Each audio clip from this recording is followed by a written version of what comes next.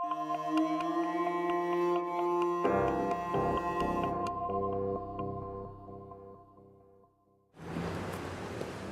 both have a question for you. Yeah? It's about going to the party and who you would plan to attend with. I was gonna go by myself. It's a party. Why would you do that? People will judge you. They'll think you're a freak. Let's see, you could go with me or with Patty. I think there's a sense of mischief that is really key to not only the performance of improv, but just the entire art form in general. Well, okay, so if I don't, whoever I don't go with, who are you going with if I don't go with you? Hey, Patty, I'm really glad you get the short end of the stick. What do you mean you're taking the company horse? There's this great sense of play from not knowing what's going to happen and not knowing what's going to go wrong, but just the willingness to find out.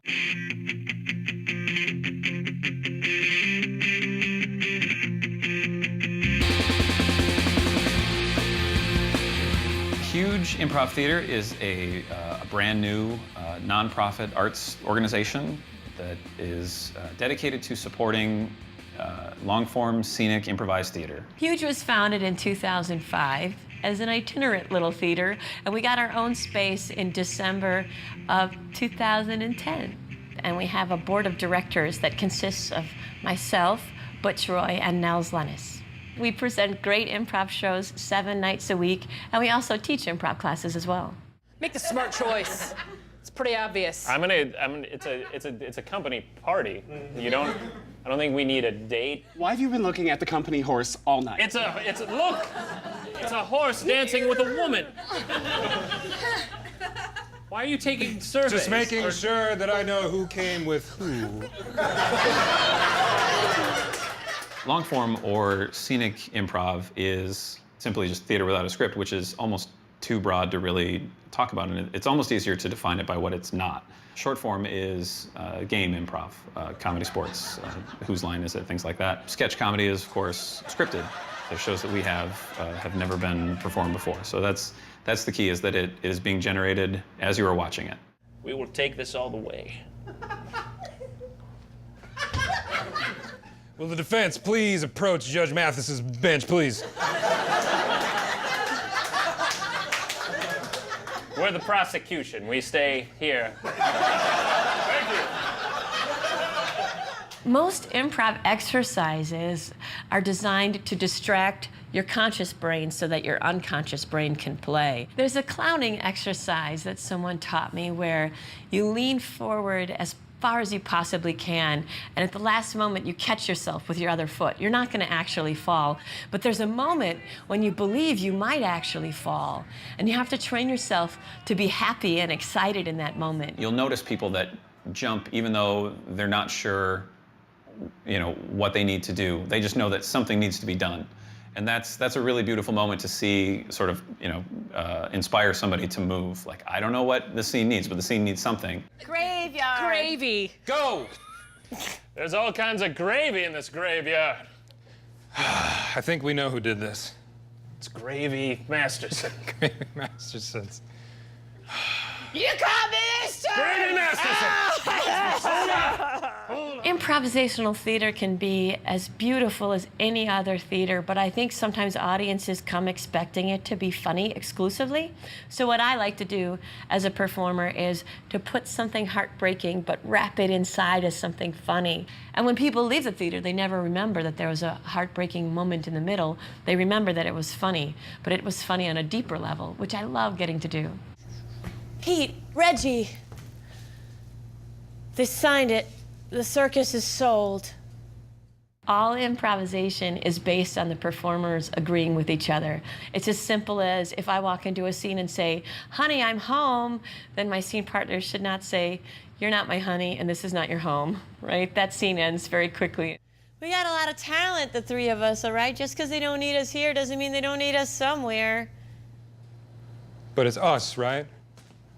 I mean, I only feel like I'm 1/3 of a whole. Oh, Reggie. I can't. Reggie? Of course it's us. I don't want anyone to catch me on any trapeze except you. All right? And I don't want anyone hanging onto my ankles except you. That's how I feel. You do what you need to do to lay the base, and we will be back on top. Promise? Promise. On the count of 3, backflips. 1. If you're familiar at all with the Tarantino movie Reservoir Dogs, Butch and I worked up an improvised version of it where we just have the breakfast scene where the players sit around and just chit-chat. So we would get a suggestion of a topic of breakfast conversation because the film opens at the big coffee scene around the table, and also a page number from a law dictionary that somebody gave me for my birthday. And we use that page number to look up in a law book and see what is the statute that the heist refers to this time. All right, we got to get past the first obstacle. Yeah. She's an old lady. Wait a minute. We're suddenly concerned with our public image. No, I'm like not now saying we're we're worried about looking bad. I'm not saying we're no, I mean for us personally. I mean, you know, I didn't go around cracking my grandma on the head with a sock full of quarters when I was a kid, you know? So I'm just saying that we know it's got to be done, but at the same time, it's an old lady. It's a little unpleasant. It's Yeah. unpleasant. It's unpleasant. To say the least.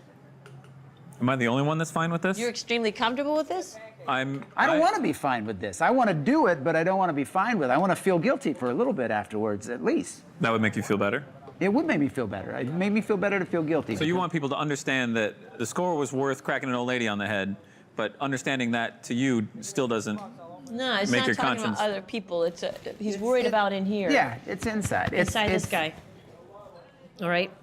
Okay. You've made your peace. But is the score worth it or not? It is, absolutely. I wouldn't be ready to do it if it wasn't So worth then what it. else do you need to know? Just the fact I want you guys to know that I don't love the fact that we're gonna bop an old lady. That's what. I also do not love there. this. This end of the table, or I'm sorry, this side and end of the table doesn't want to crack the lady on the head, but we have to. Your reservations are noted, Thank and your you. professionalism is appreciated.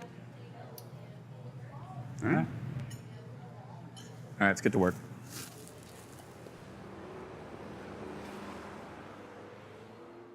Check me out. I'm Bruce Lee. Oh, my fake eye fell out! Oh my God. I look stupid now! I believe we have a pretty sound case. They can't film you doing everything, then call you a jerk. That's illegal somehow. I was actually... One of my lifelong struggles has been to get improv recognized as a form of theater, because I really think it is. Some of the loveliest plays I've ever seen, coincidentally, were unscripted. Improv is an incredible art form, and I think that's actually become one of the focuses of Huge's mission, is to get people to realize that it is a valid form of theater. And it's strange that I think one of the sticking points is that it's so much fun. Why'd you pull them over? I was waiting for them to tell me. And then pretty soon, I'm on the corner backflipping for quarters. We're not gonna take the elevator. We just use the trash chute out the window. I caught myself the Black Stallion, but it hasn't really caught on. Well, it's... Caribou, this is horse. Hey, ow. That's how they do it. Oh, you want to come home with me? Are you mocking my voice, sir? No, I'm not. I'm talking the way that I talk. All right. Scene. I'm absolutely happy if this is the biggest we ever get. As far as I'm concerned, we've succeeded in a lot of ways. Now it's just a matter of having fun shows.